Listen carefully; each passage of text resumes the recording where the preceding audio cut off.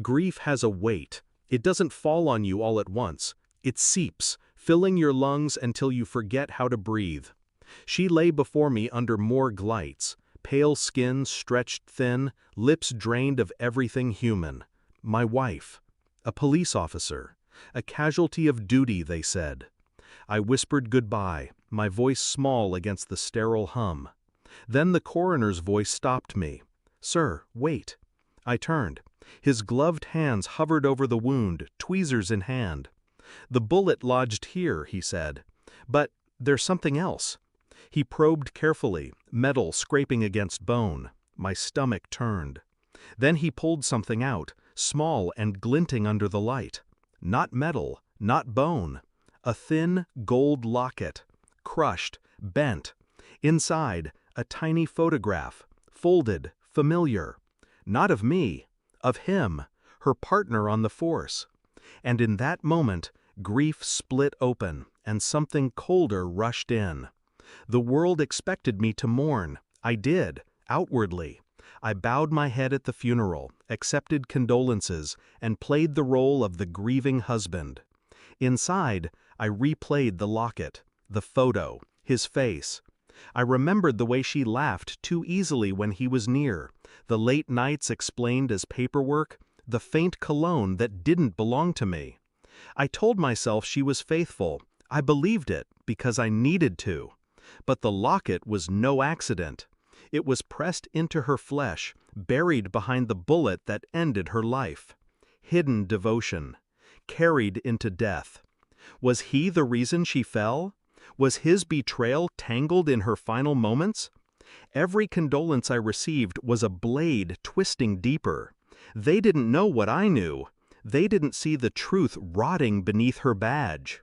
And so I smiled, politely, nodded, thanked them, all while I began to plan. My investigation didn't look like one. No questions asked aloud. No suspicions voiced. I began with her phone. Passwords she thought I didn't know, unlocked messages carefully buried in folders, words not meant for me. "See you tonight. Don't tell him. You're the only one who makes me feel alive." His number, his words in reply. Photos, not explicit, but intimate. A hand on hers, a look too long. I copied everything, backed it up. Dates, times, coordinates of deceit. Then I traced the night of her death. Dispatch records, radio logs. His account of events, too clean, too rehearsed. She had been wearing the locket when she died. Why would she carry his photograph into danger?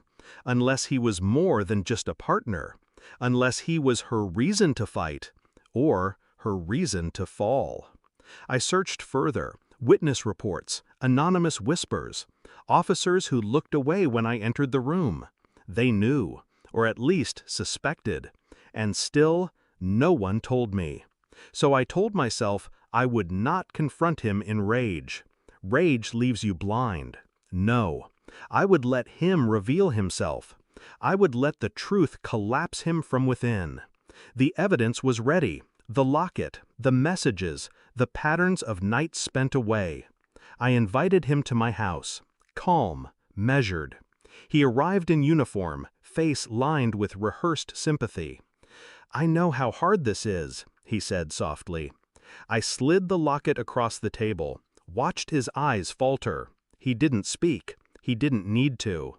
Then I handed him a folder, her phone records printed neatly, every message circled in red. His hand trembled. Mine did not. "Do you want to explain?" I asked. He opened his mouth, closed it again. His jaw tightened. Tears came, anguish, maybe guilt, or maybe just the fear of being caught. I sat in silence, calm, detached, because the truth wasn't for me anymore. It was for him to choke on. I didn't shout, I didn't strike him. That would have been mercy. Instead, I stood and walked him to the door, pressed the folder into his chest. "You'll explain this to the department," I said, "to her family, to anyone who asks why my wife carried your face into death." His face collapsed. You wouldn't? I don't have to. You'll destroy yourself trying to hide it. Secrets rot from the inside, and you've carried this one too long. He tried to speak, but I closed the door on his words. And just like that, I gave him to the silence. It's quiet now, too quiet. But the quiet is clean. Her betrayal no longer claws at me. His guilt devours him, not me. I don't need to watch. I don't need to hear. I let the truth live with them. Truth is a heavier sentence than anything I could pass. They buried her in uniform, a hero's farewell. But I know better. Heroes don't hide lockets in their wounds, and husbands don't mourn what was never theirs. I walked away from the grave and never returned, because grief dies. But clarity endures.